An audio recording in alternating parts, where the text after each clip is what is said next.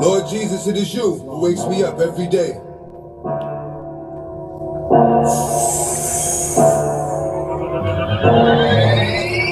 Somebody tell the Lord, I got 100 Moors. If the blood pours, I got 100 Moors. Even my demi-goddess riding for the cause. Is you rock, boy? You niggas rock, boy. Somebody tell the Lord, I got 100 Moors. With 100 Johns. If the blood pours, I got 100 Moors. Yeah, it's the God Hour podcast. You're rocking with the big homies, big homie Demigod. And I got a special guest today, hip-hop icon, pioneer, BX is in the building. Yeah. My brother, my comrade, K-Born. Peace and blessings, God. Peace, Lord. Peace. Thank you for inviting me, man. Yo, it's a pleasure to have you, brother. People don't even understand, like, you know what I'm saying? The foundation, hip-hop foundation starts with y'all, you know what I'm saying? Indeed. So this is like iconic for me. You know what I'm saying? To be here with you and be able to sit down with you and build with you. You know what I'm saying? Vice versa, you know, to be around for so long and still be invited places, you know, where I can come out and build. And people still showing appreciation. That's big also. So, just give us a little history about you know, the things you've done in the industry and the, you know, like starting from the inception of K-Born. All right, well, peace and blessings. Born and raised in the Bronx, you know, 1968, South Bronx, you know. Now they got a section of Soho, Bronx, and all this and that, a third. But, you know. Shout out to the Bronx. South Bronx. South Bronx. Yeah, you know, so born and raised out there. By the time I was like 8, 9 years old in the 70s, I started carrying records with a crew called the Dillinger Crew. You know, they used to come out and DJ in Tab Schoolyard. So I was always impressed by them, watch them, you know. It seemed like they only had one record, Trans Europe Express, back then. Oh, that's them. Because, you know, they played the joint. They had like 100 different versions. So you're like, man, he's still playing that song? So I started off like that. Then my boy Sweepy, he lived up on Sheridan in 168. Started going up to Sweepy house and him and another DJ named Cool V. You know, they was DJs, DJ, same thing, carrying records and things like that. Then it elevated by the time I moved uptown. I met Theodore and all them, you know. Started thinking about getting on the mic, watching Kevin Cab and all the other brothers get on the mic, and then eventually, you know, got on the mic. Got on the mic. Yeah. And it was like a drug. Yeah, it was over after that. It was over. You know what I'm saying? We started you know, just like we started the regular thing back in the days, you know, we had to go to the Disco Fever and win the Disco Fever contest. We won that. We had to battle with the Devil's Nest. You know, all the rounds that you had to go to battle in order to. So that's similar to what they doing now with the fight clubs and the rings and the battle rings and the battle, or it's different? Well, it was more or less where, you know, you had some of the guys in there that was freestyling and stuff like that, but the majority of the people was like me. You know, we had records. Yeah. You know, it was hard to go in the studio. You know, like now you go in the studio $25. That's a Back fact. in the days, man, it was, you know, studios was hundreds of something of dollars, but they only had big studios. They had rapper studios. Yeah. There wasn't no rappers. It wasn't no so rappers. They had no rapper studios. You know, so you had to really know somebody who gave you some time, and you wasn't serious. Yep. You was out of there. You know what I'm saying? They had no time, so it was serious, man. You know, but starting off with that, then, you know, all the jams, rapping at the jams, going to the jams, battling, and being a real part of hip hop. You know, a lot of people think that when they hear the word hip hop, they think the rapper is hip hop. And the rapper is only one element of hip hop. You know, we got a whole bunch of hip hop is a culture. Yeah, you know, it's the whole culture. It's the way you talk. You know, it's the food you eat. It's the whole way you carry yourself. You know, it's graffiti. It's a DJ. You know, most of the rappers nowadays don't even have a DJ. Exactly. So, you know, they don't even know the concept of hip hop. They don't even know what you're dropping. So you dropping some knowledge on them right now. Like, hip hop is a culture. Yeah. Rapping is just one piece of hip hop. You got graffiti, dancing, DJ, breaking, boogieing. So, you got 50 tunes, fashion. You know? Yeah, fashion. You know what I mean? That's hip hop.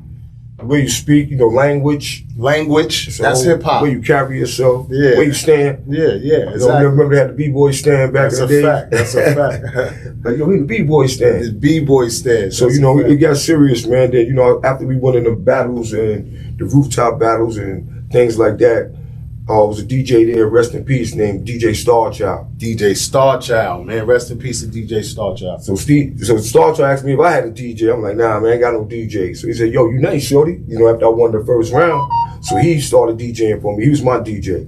So after that was over, he introduced me to Brucey B. Brucey B brought me down to the rooftop, introduced me to Gusto. Gusto introduced me to Teddy Riley. And the rest was history. Wow. He started laying Busy it down. B, he's saying some classic. Yeah, Busy B. Playing some pioneers, some greats. He's saying the names of the greats. Yeah, Heavy D later on, you know. Heavy D, Cool Ron, Tony T. Yeah, we had some brothers, man. That's history for you. We got hip hop history going down. Rooftop Records, you know. Also, we got a documentary on Rooftop coming out soon, too. Okay, so okay. Look out for that. That's a fact. That's a fact. And your writing, you was a writer for a publication. Yeah, man. You know, somebody once told me before, they said, if you know how to write a rhyme, you could write a movie.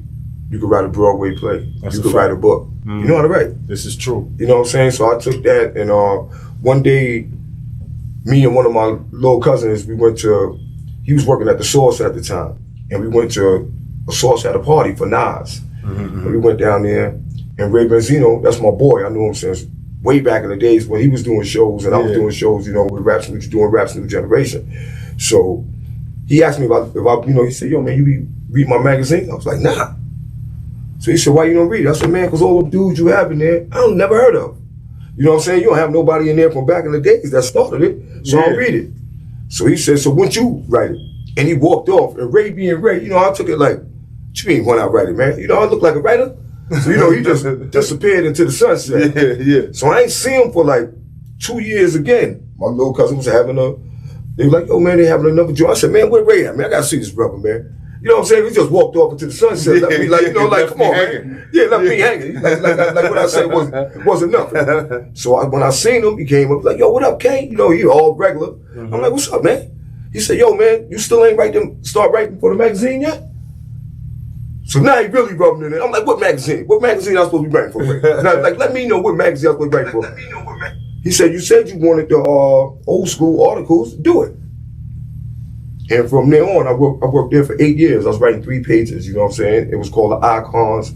And I brought everybody back. I took the dust off the brothers. And a lot of them brothers, like right now, you see all the old school tours, and brothers was like in the attic. That's a fact. Nobody was talking about these dudes. So let's put the spotlight on what he's talking about. If the listeners don't understand, he's talking about the Source magazine, when the Source was like the pinnacle of hip hop at its time. Right now, the Source is still the pinnacle. Shout out to my cousin Londell McMillan, who owned the Source magazine right now. Shout out to the Source. But we talking about when Benzino owned the Source. And Dave Mays. Yeah. So that's how that came through. You basically linked with him and the Icons, and you started writing, basically bringing it back for the pioneers. Yeah, also, you know, it's like, and from bringing that, you know, all them guys started doing shows again. You know, it brought back the relevance to the old school. Exactly. Because you hear it goes it was the #1 magazine. At the time, you know, to get advertisement in there, people was paying $20,000, $30,000. I had 3 pages. I never charged nobody a dime. You know what I'm saying? I just put them brothers in there because of the love of hip hop. And you know, I had the Fantastic Four, the Crash Crew.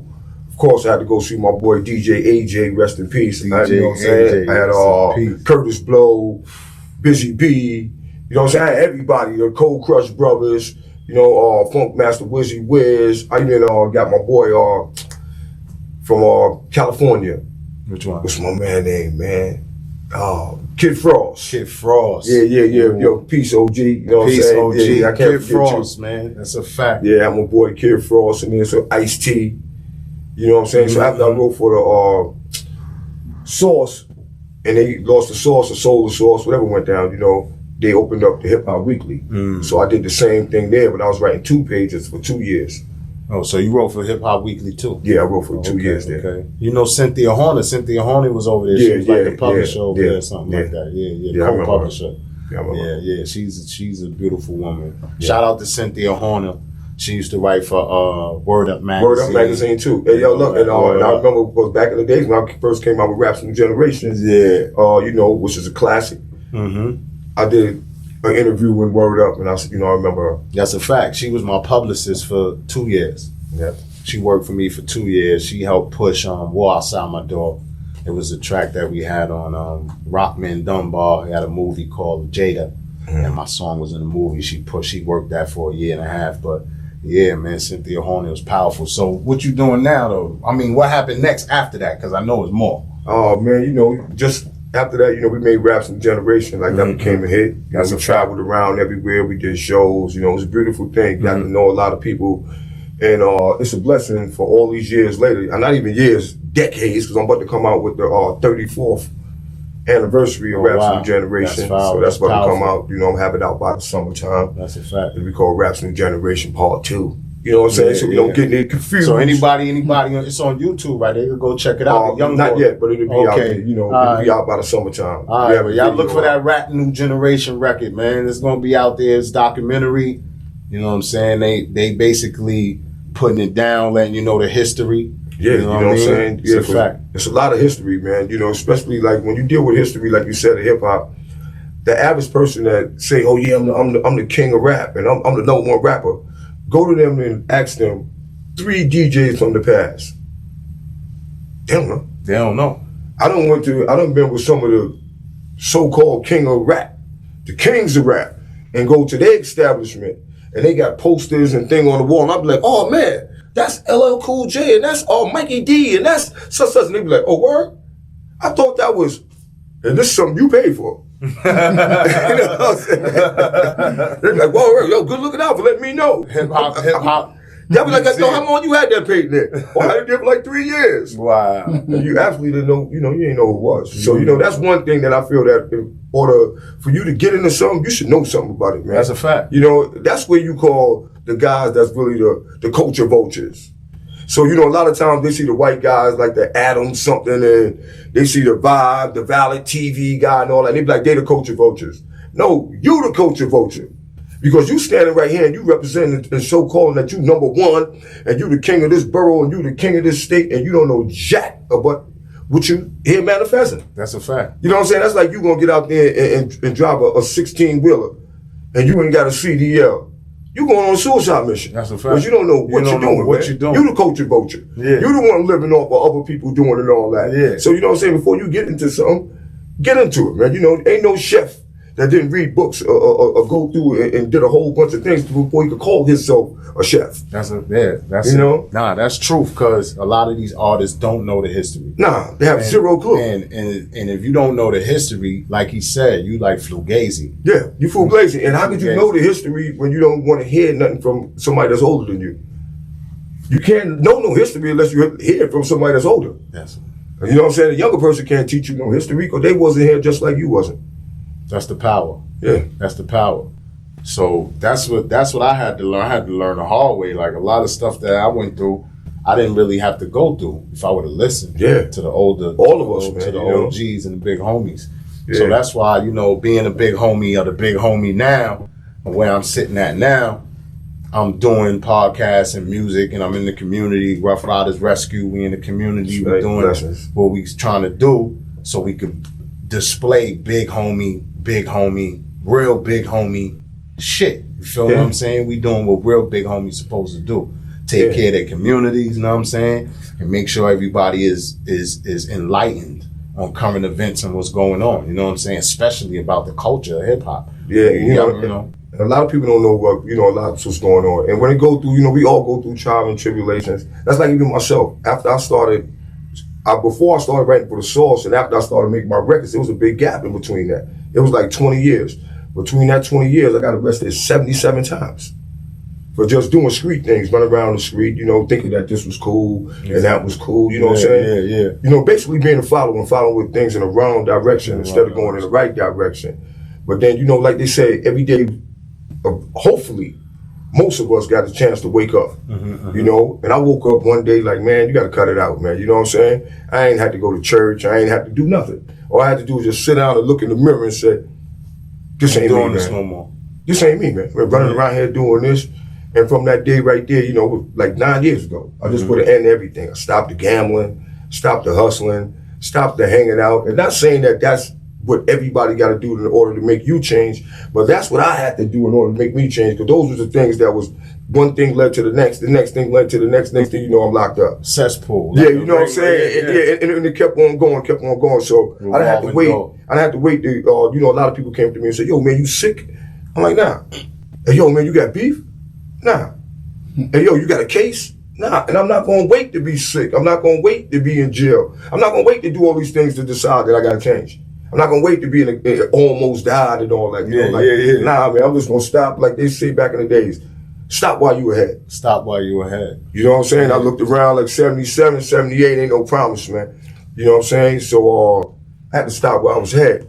But I want to highlight too, not to cut you off, I want to highlight that our culture is like, even though we proud of it, it's a slave culture. You understand? Even certain aspects of hip hop today, they have twisted and bended our culture and use it against us. Like, your story is the story of half the Moorish men in this country. We all have touched the law. We all have touched the prisons and the jails. We all have been in street fights, street incidences. But why is that the narrative for us? Why is that the narrative that it doesn't have to be the narrative? We know it's by design, but what I'm getting at is I'm here to make you think. So I'm just trying to make people think and see, okay, why is that the narrative? Why do we think that's normal? You asking me a question? Nah. Oh, all right. I already know you know the answer.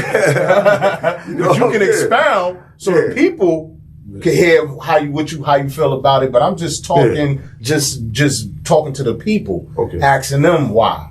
Why do they think like our culture is like that? Why do Moorish men, African American men, the culture of it is pants sagging, weed smoking, liquor drinking, looking for the next piece of pussy, gang banging, street thug. This is not only in our culture, but it's being perpetuated in the media over and over and over. Well, I can tell you, I can add on to that. You know, it's because it's accepted. You know what I'm saying? I got 5 kids. I got kids from 34 to 19. Like I said, I've been arrested 77 times. They can't get arrested once. You know what I'm saying? Powerful. I used to drink. They ain't drinking. So it is not accepted. I got one son. You can't come in here with your pants hanging down. You can't walk in here with 20 people with all y'all on the same color on and tell me that y'all ain't in a gang or a crew. I'm not dumb. I'm not going to act like I'm dumb, and I'm not going to dumb myself down for you. That's a fact. You know what I'm saying? That's what we got to stop doing. We got to stop accepting it. When we coming around, you know, brothers coming around, yo, nigga this and nigga that, all my language, I be like, yo, homie, I don't do that. If you keep on doing that, I just don't speak to you no more. And when you ask me why I don't speak to you, I be like, yo, bro, because it seems like you got a problem with saying that, and it irks me.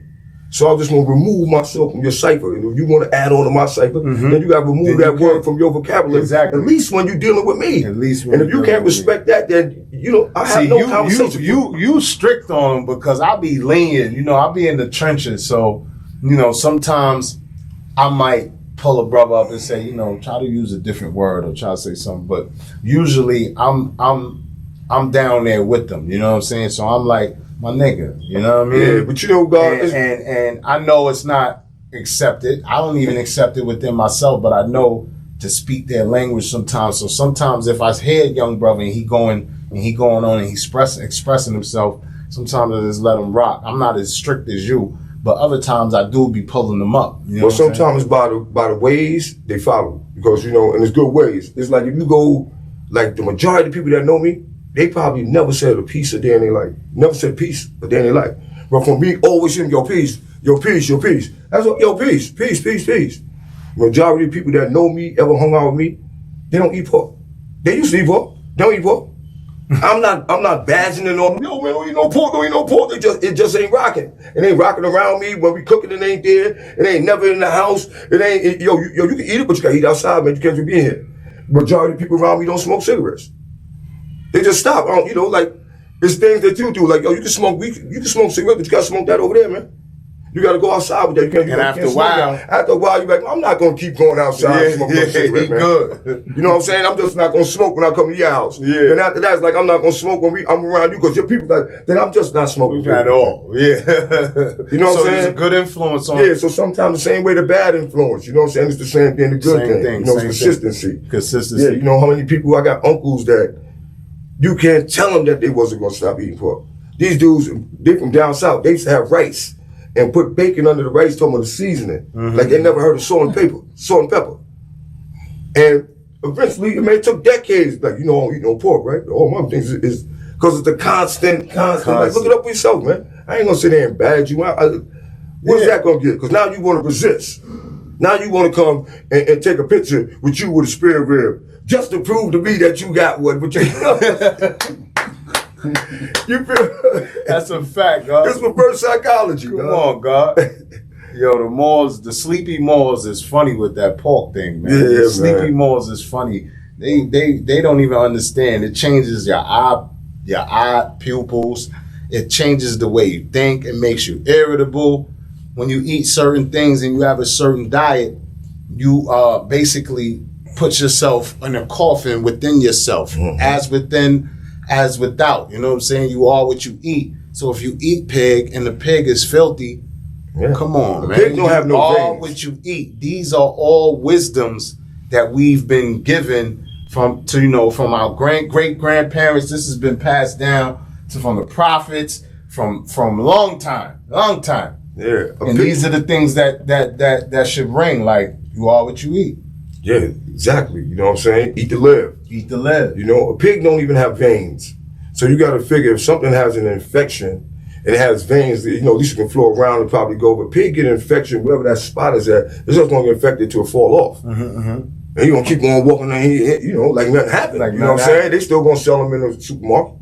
You know, so there's so many things that we got to get into. You know, the milk that the kids be drinking and all that. You know, they keep the cows up there and all that's coming out of them. So imagine like a female sitting there breastfeeding 24 hours a day, 365 days a year, how sore and infected and, you know, it's just too much. But why are we even giving our kids cow's milk and not human milk? Human milk. You got milk. Why are we giving our kids cow's milk? Cows ain't giving calves human milk. Yeah, and they charge you an arm and a leg. Like, it don't make sense. And it's causing cancer. Yep. It multiplies the cancer cells. All types of infections, mucus, pus. So it's nasty. But let's talk about what you're doing now. I know you got a gig writing for another publication that's dope, I heard. Yeah. It's called Behind the Scenes magazine. Behind the Scenes magazine. Shout out to Behind the Scenes. Yeah, you know, it's like the same energy I put in when I was on the street and doing all the negative things is the same energy I put in time 2 doing positive things.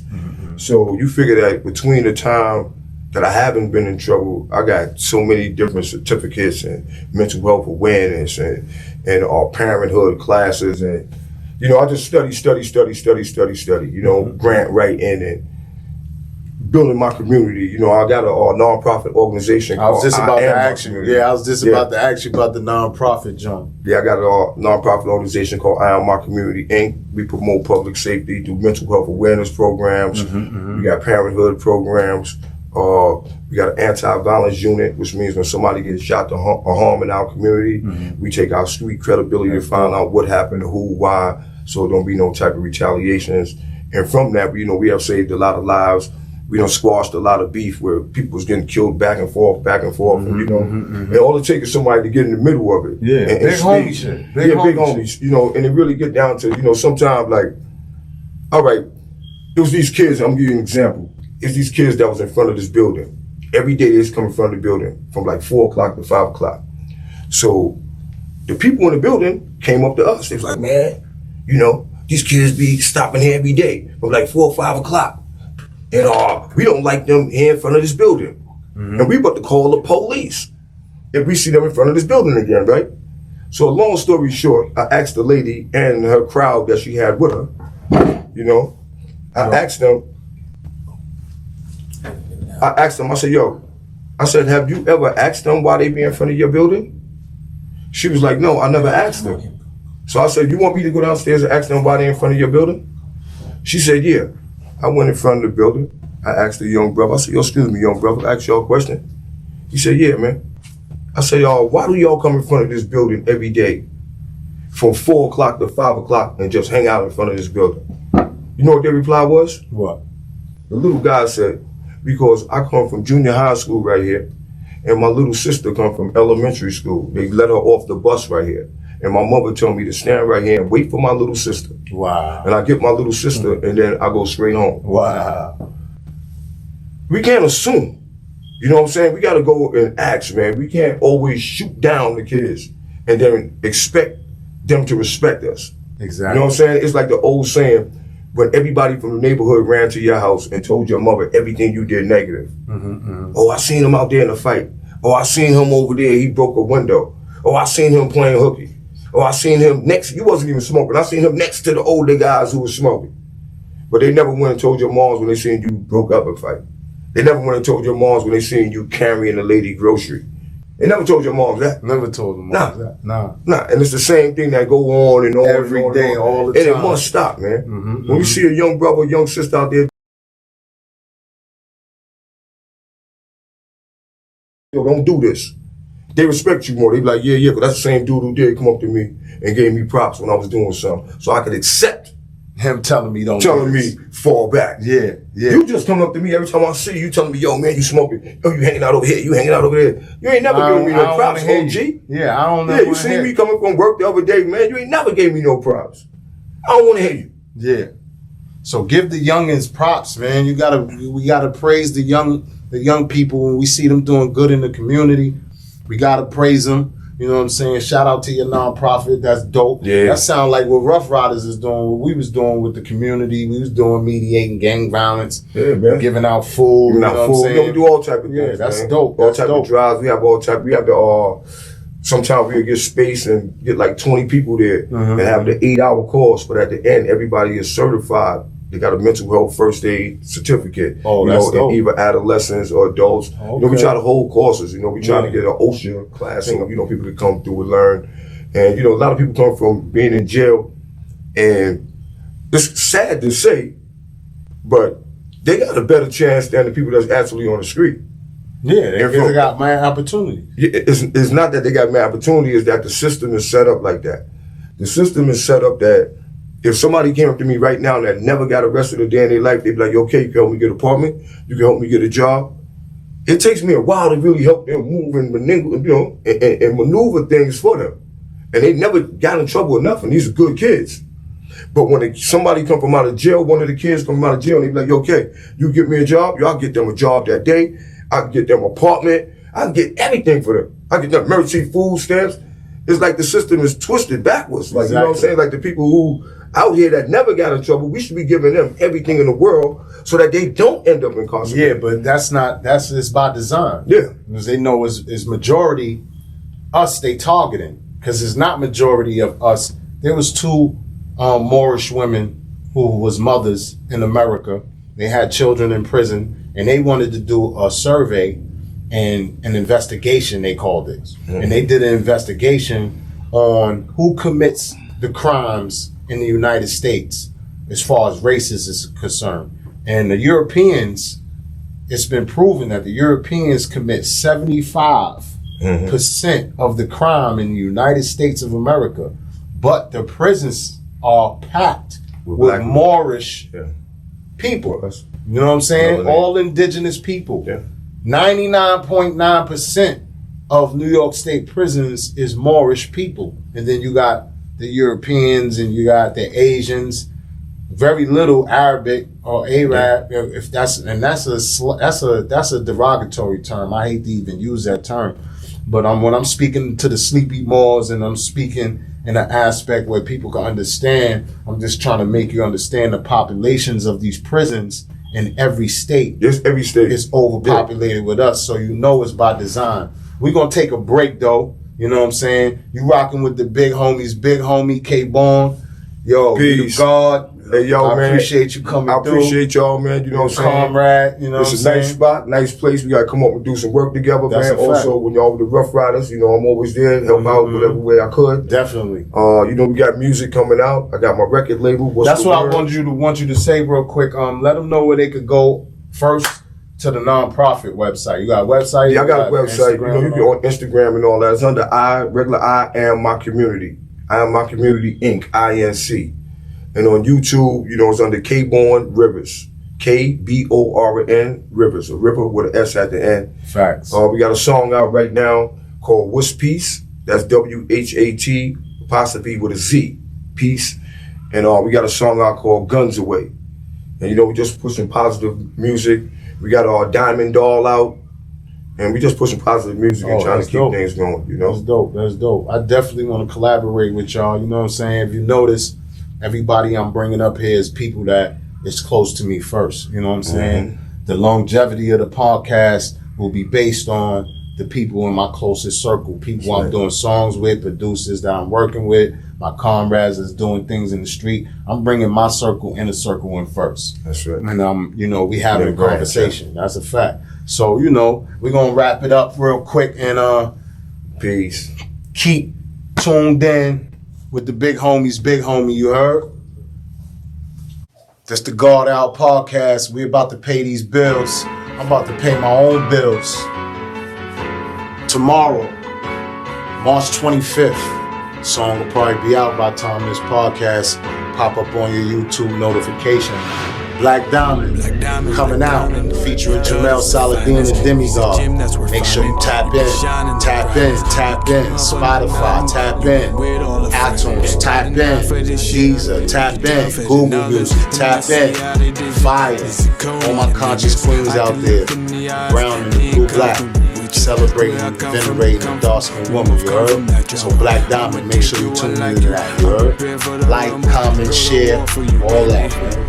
Let's go. More Money Entertainment, Rise of the Moors. It's on. This is the God Hour podcast. Moors Rise. And I'm DEMEGOD, the big homie. Thanks for tuning in and staying tuned into the second half. I got a guest in here tonight, very talented guest. He's an artist, you know what I'm saying, railing out of Brooklyn. His name is Bullii.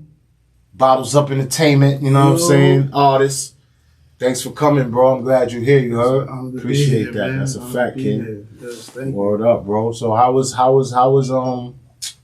your trip from Brooklyn to Mount Vernon getting here? Like, the ride was crazy? You know, regular. Yeah, that's a fact. That's a fact. Little hour. The rain had me like really tripping because I had to ride the It motorcycle. wasn't even raining though. It was more so like windy. Yeah, you know, a lot of wind. When I came out, it was mad mist in my face though. It was mad misty. But I had to throw the mask on and get on a bike. Riding the motorcycle in the rain is kind of like crazy. You know what I mean? So tell us a little bit about you, like as an artist and where you from, you know, the background. I'm from the Bronx, Boogie Down, you know, Gun Hill Valley all day. Valley, shout out to the Valley. Yes, sir, B4L, you heard it? But yeah, grew up, single home, you know. And you know how I be, moms. That's a fact. And, you know, in the Bronx, you know, every day you always experience a lot of stuff. That's a fact. That's a fact. So, you know, you just take that experience growing up and you just, you know, you run with it. Exactly. You apply it to your craft. Right. Apply it to your art. Right. That's a fact. So I heard you got a joint with Tory Lanez and that joint fire, but yo, that joint fire. Yeah, man. Whoa. That right there, that was... I had to put a lot of work in to get that record. I ain't gonna hold you. I had to put a lot of work in for that record. But I'm happy I got it though. You know, it was a damn sure blessing to get that record. You know, shout out to Tory Lanez. Fact. Shout out to Tory, man. Word up. That's a fact. That joint was fire. When I heard it, the beat was so like before y'all even said anything. The beat moved me, and the beat is like That shit is fire. Right. You know what I mean? So I commend you on that joint. That joint, y'all ever put that joint out? What's going on? Nah, yeah, I'm still holding that in the tuck. But it will be out soon. You know, Yeah, that's just wait on it. Just wait on it. Shout out to Bottles Up Entertainment. Shout out to Bottles You know Up. what I'm Yes, saying? sir. Gerho That's the Marciano. You heard? I see you, boy. You know what I mean? Brooklyn Best in the building. But that other joint you got a joint with Young King. I mean, you got a joint named Young King. Yeah, with Bonnet. With Bonnet. Young Bonnet, that's a fact. The Bonnet. Fire. Yeah. Fire. That was when I used to ride around like when I first got the joint, I burnt it out. I used to ride around the joint all the time. That's when I had the whip. I still do. I still do. I ain't got the whip no more, so I can't be riding around bumping the joint all the time. But that record right there came from. It actually was just I won't say a mistake, but it was just like, you know, somebody was supposed to utilize, like we all came for a meeting and the person, you know, I guess never couldn't make it. So, you know, I was like, yo, let's utilize this time, you know, let's make something happen. And get you know up what in I'm the saying? lab. Yeah, that's a fact. Ain't no point in being here wasting time. Let's do something. That's a fact. So I end up doing something. You know, Bedrock Records was there also. Shout out to Bedrock, yes, you know what I'm saying? Killer, Reggie. You know what I'm saying? Reggie Reg. Yes, sir. Bedrock Studios and all that. So, you know, they was there. They was like, yo, we got somebody for the song. Bonnie came through. You know, I guess they sent him the hook while he was on the Uber on the way to the studio. Went straight in the booth and, you know, made it happen. He's a monster then. Yeah, he's a monster. We made that song together, you know. Yeah, I like the way y'all, the whole rhythmic, his voice and your voice. They complimented one another. Definitely. I know y'all heard that because I heard it too. And more. So that joint is out right now. Let the people know where they can get that joint. Spotify, man. Go to Spotify. Everywhere. It's at all platforms. What's the name of the joint again? Young Kings. Young Kings. Mr. Bonnet. Bullii in the building. Spell your name for them. Bullii. That's a fact. So you got the joint right now out. I want to talk about as far as like the music game and where the music is right now and where it's going. How you like? What's your take on it? Wow. I mean, the music is evolving. You gotta go with the tide, man. You gotta go with it because it's grown in different fashion and form, and you know, it's just it's different now. It's expanding. Yeah. You know what I mean? So, I you know, I like the music, man. You know, I think the music today is especially for this time. Like I don't think there could be another time when this genre of music will be going as far as it's going right now. Like, you know what I'm saying? We already made it the pinnacle. It's like the highest grossing genre right now, music. But as far as like where it's going as socially, right, for our people, socially, hip hop and rap used to socially help us and teach us, and we used to learn things and you know, bond with the music. The music left us happy, sad, love, you know what I'm saying? But I'm seeing now in our genre of music, just with the rap game, hip hop, you know what I'm saying? It's a controlled type of system now. You see it where a lot of the young boys that's rapping, you know, doing the drill, and they doing the conscious trap. A lot of them going to jail. A lot of them, you know what I'm saying? A lot of them is killing each other, you know what I mean? So it's like they have taken our art and used it basically against us, what they have always done. You feel what I'm saying? As far as just like the creativity part, I think a lot of artists aren't really artists, and that's just my opinion. You know what I mean? A lot of artists aren't creative enough.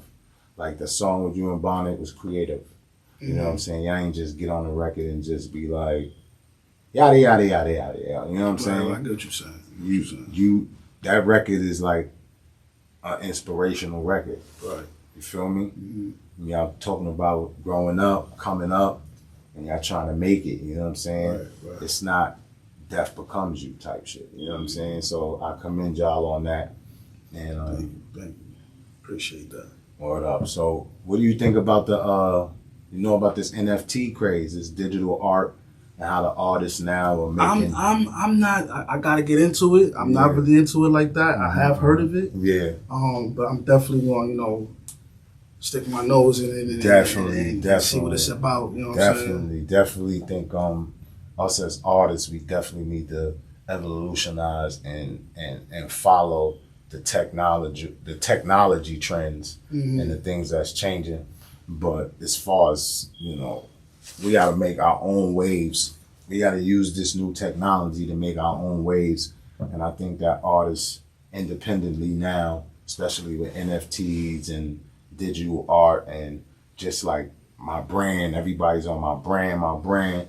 I think that give us power, you know what I'm saying, where we to take our careers and our lives in our own hands, you know what I'm saying? We ain't gotta wait for a machine or a corporation to give us the green light. So definitely the NFT thing is something we should definitely get into. I'm definitely gonna look into that. Yeah, definitely. Yes. I heard I know Whitney Houston was the first person to do it, and she sold like 1 million copies in like 10 minutes. And then I think Tory Lanez did it too. Yeah, I hear a couple of them doing, like Uncle Murder got his the wrap up on the NFT, the extended version. And okay. Eminem bought a painting of him in some form of fashion. I hear this stuff, but I just don't get into the details. To understand the details of how you gonna get bread. But I think it's like some artists, like Nas did it. Nas did it, and what he did was he gave each fan who supported the joint, he gave them each fan that got the joint and promoted the joint, they got a percentage of the stream. So you could share a percentage of the stream with the fans who basically buy the NFT, and they basically own the NFT with the artist. Okay. So that gives the person an incentive to promote and market as well and share it and give it to their peoples and give it to their family and tell their family to tune in and stream, you know what I'm saying? Right. So now the streaming go up. It's a genius plan. And it's digital, basically owning digital property, your intellectual property. You could turn digital, like your music, you just turn it into NFT digital ownership, property. You know what I'm saying? Okay. But the whole game is changing, man. The whole game is definitely changing. Right up under our eyes, you know. Definitely gotta adapt with it too. Yeah, you see the money. You know what I'm saying? They taking the money. You go in the stores now, and now they like, we ain't got no dimes and nickels and quarters. They taking the money slowly because everything gonna be digital. That's why there's Bitcoin, Ethereum. You know what I'm saying? So us as artists, we need to stay on top of that because that's how we get our profits. Feel what I'm saying? Okay. And that's how we get our profits in the future. That's how we're gonna get our profits through digital. It ain't gonna be no more. You know what I'm saying? Just the same way streaming. That's where we get our profits. You feel me? Me and you got to do a joint too, though, man. Whenever you ready, man. That's a fact. I'm waiting, man. Whenever you ready. So what's next? What's next for you, brother? My EP. Working on the EP. What's that called? I'm not sure yet. You didn't get a name yet? I didn't get the name yet. Okay, I actually got a couple names, but I'm just not sure yet. Yeah. It's in evolution. Yeah.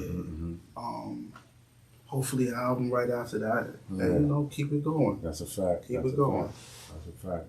So I'm glad you came, brother. I really appreciate that. Shout out to Gunho Marciano, my partner forever. You know I love you. Crown Heights, Best Style in the building, the Mount Vernon connection. You heard? That's what it is. It's the big homies, big homie. Thanks for rocking, thanks for coming, Bullii. Thanks for having me. I really appreciate you. You heard? Yes, sir. And we definitely gonna work.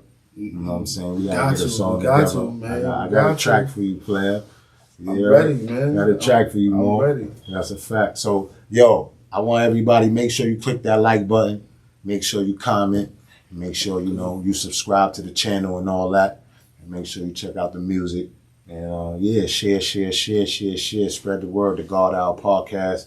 Moor's Rise. I'm the big homie demigod. And love is love. You heard? 1 million.